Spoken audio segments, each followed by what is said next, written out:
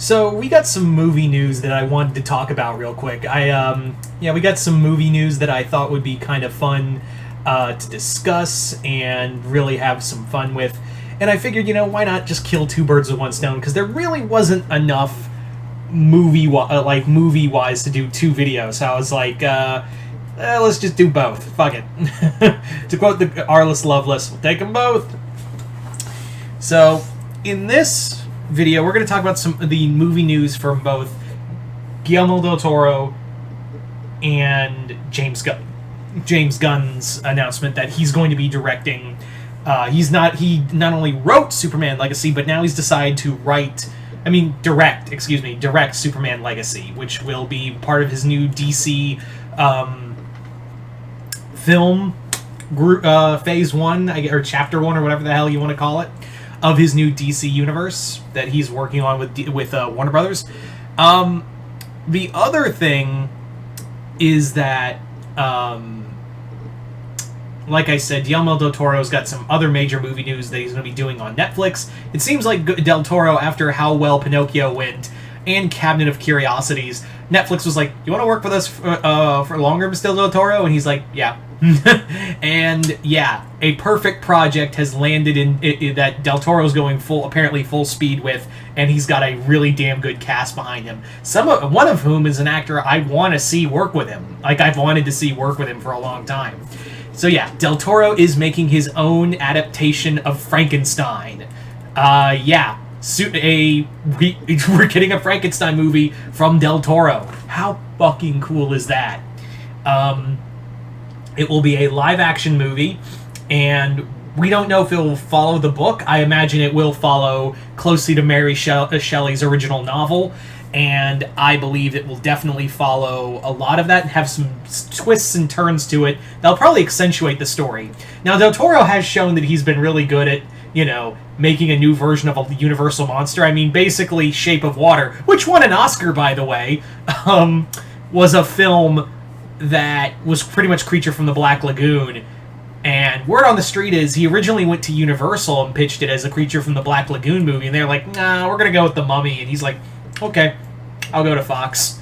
And that won an Oscar, and Dark Universe was never a thing. So imagine him adapting the original book of Frankenstein. So I'm really excited for that, and we have some actors, all of whom I'm really excited to see work with him. Andrew Garfield, Mia Goth, and the guy I thought of this today, and I didn't realize he had been cast in the film, Oscar Isaac. I thought the other day, man, I would love to see Oscar Isaac in a del Toro project, and lo and behold. So I'm going to just now they haven't said what roles they're going to play, they haven't said who's going to play what, but I'm going to just roll the dice here and probably say that Mia Goth is probably Elizabeth. Andrew Garfield is Dr. Frankenstein. He's Victor. He's going to be Victor. And Oscar Isaac is the monster. Again, that's just, you wouldn't have those three major actors if you weren't going to do anything. If you were going to have them as side, you wouldn't have those three actors specifically in this film and not and not do anything with them, right? That would just be stupid. If you just had them as supporting roles. So obviously, that's who probably they are. I could be wrong. I could be totally wrong. But yeah, that's probably who they are. Mia Goth, most of you guys would know best as she's been in the films X and Pearl and soon Maxine. She was also in Infinity Pool, which I don't want to watch because it sounds really gross. But still, yeah. And I know some people are going to go really? Spider-Man is going to be Victor Frankenstein? He's a really good British actor. I think a lot of people forget that Garfield is a classically trained actor. And he really does fit this kind of young, well, not that young Frankenstein, but a young Victor's kind of insecurities. And I would love to hear him go, "It's alive! It's alive!" Because you have to do that. I know book snobs will go, well, that wasn't in the novel. That wasn't in the original novel. Yeah, but it's so intrinsically grained because of the 1931 film that you just have to do it. Even the original, the one with Robert De Niro as the monster, had Kenneth Branagh, who directed that movie too, and was trying to make it more based off the book, had "It's Alive" in that movie. So you just have to say "It's alive." So yeah. Also, I'm really hoping we get an intelligent monster, and it's not like it is in no way, shape, or form that Oscar Isaac hasn't done practical effects on his body. I mean, he did Apocalypse. He played Apocalypse with all this makeup and shit on him. So I would love to see him do like a more intelligent monster, something of that. And Del Toro is really good at making you care about the monster. So I think he's gonna definitely have a lot of emotional power behind it too. He's always talked about how the Universal monsters were a major inspiration for him, especially Karloff as Frankenstein, as the monster. So I think it's gonna be really good. I think Del Toro doing Frankenstein and with that cast behind him is just gonna be awesome. This is water, by the way, because I know someone in the comments go, "Oh, is he drinking alcohol? Ooh, turn it up." I'm like, no, this is water. I need to hydrate. As should all of you. The other bit of news that came out today was that we are getting a... we do know that Superman Legacy was going to be a film, and James Gunn was going to writing it. Well, now it's been officially confirmed by Gunn himself that he was like, "Fuck it, I'll direct it myself." And what's also kind of sad in a way is that the movie's coming out on July 11th, and according to his brother, that was their dad's birthday, and he didn't even realize it, so they both ended up crying together. So I was like, it's very sweet. It's very sweet.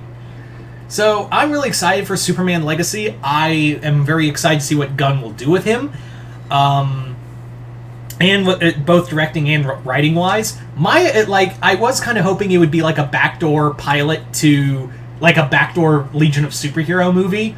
But now how Gunn has explained it is that it's Superman in a world of superheroes that are more violent, that we need this kind of hope. So yes, we do know that the Authority is going to be part of this wave of films and could premiere before Superman. That's the other thing, is that the Authority could be a thing before Superman, and could it lead to a collision course between them, like a Superman versus the Elite situation.